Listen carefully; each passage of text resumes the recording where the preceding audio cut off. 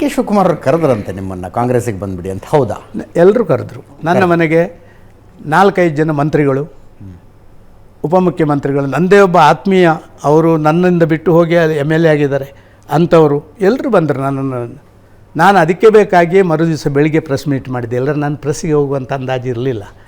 ಏನಂತ ಕರೆದ್ರು sir? Sir, ನನಗೆ ಬೇರೆ ಬೇರೆ ಸಂಗತಿಗಳು, DK ಅವ್ರು ಅಂತಲ್ಲ, ಬಾಕಿ ಕಾಂಗ್ರೆಸ್ನವ್ರು ಹೇಳಿದ್ರು, ನೀವು ಏನು ಬೇಡ, ಒಂದು 4 ಪ್ಯಾಂಟು ಶರ್ಟ್ ಇಟ್ಕೊಂಡು ಬನ್ನಿ, ಇನ್ನು ಹೊಲ್ಸೋಕ್ಕೆ ಟೈಮ್ ಇಲ್ಲ, ಬಾಕಿ ಏನೂ ತರೋದು ಬೇಡ, ನೀವು ಬಟ್ಟೆ ಮೇಲೆ ಬಂದುಬಿಡಿ, ಆ ಬಟ್ಟೆ ಅದನ್ನು ಮಾತ್ರ ಬನ್ನಿ ಕಾಂಗ್ರೆಸ್. ನಾನು ಹೇಳಿದೆ, ನನಗೆ ಖಂಡಿತವಾಗಿ ನಾನು ಯಾವುದೇ ಪಕ್ಷಾಂತರ ಮಾಡೋದಿಲ್ಲ. ರಾಜಕೀಯ ಬಿಟ್ಟು ಬೇಕಾದ್ರೆ ರಾಜಕೀಯ ಬಿಟ್ಟು ನಾನು ಅದರಿಂದ ದೂರ ಉಳಿತೇನೆ. ಆದರೆ ಇಷ್ಟೆಲ್ಲ ಕೊಟ್ಟ ಪಕ್ಷಕ್ಕೆ ಎಷ್ಟೆಷ್ಟೋ ಜನ ದೊಡ್ಡವರು ಹೋಗಿ ಅಲ್ಲಿ ಅದು ಮಾಡಿರ್ಬೋದು.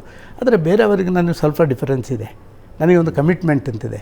ಆದ ಕಾರಣ ನಂದು ಏನಿದ್ರು ಕೂಡ ಭಾರತೀಯ ಜನತಾ ಪಾರ್ಟಿ ಬರಲ್ಲ ಸರ್, ನೀವು ನಿಮ್ಮ ಕೆಲಸ ಮಾಡಿ. ಇಲ್ಲ ಮತ್ತು ಒತ್ತಾಯ ಮಾಡಿದ್ರು, ಇನ್ನೂ ಒಂದು ದಿವಸ ಟೈಮ್ ಕೊಡ್ತೇನೆ ಅಂತ. ನನಗೆ ಮತ್ತು ಆಯಿತು, ತುಂಬ ನಮ್ಮ ಮಿತ್ರರು ಮತ್ತೆ ಕೇಳ್ತಾರೆ ಅಂತ ನಾನು ಹಾಗೆ ನೆಕ್ಸ್ಟ್ ಡೇ ಮೀಟಿಂಗ್ ಕರೆದು ಹೇಳಿಬಿಟ್ಟೆ, ನಾನು ಯಾವುದೇ ಪಕ್ಷಕ್ಕೆ ಹೋಗೋದಿಲ್ಲ, ನಾನು ಭಾರತೀಯ ಜನತಾ ಪಾರ್ಟಿ ಇದ್ದಷ್ಟು ಇರ್ತೀನಿ,